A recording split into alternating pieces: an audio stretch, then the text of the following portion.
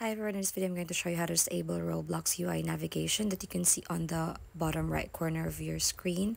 Now that means that you're now stuck while you're in the middle of the game and you don't know what to press in order for you to continue and get moving. So this is what we're gonna do. Just go ahead and skip that part first, and then you want to go to this options in here. So let's tap on help button. Now we have a lot of options. The keys and the characters are all in here. So we want to go to the miscellaneous.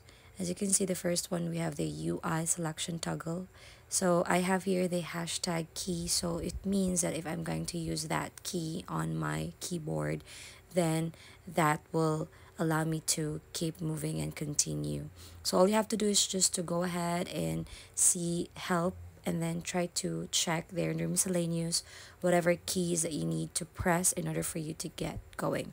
So if this is informative, please don't forget to give us a like and subscribe for more updates.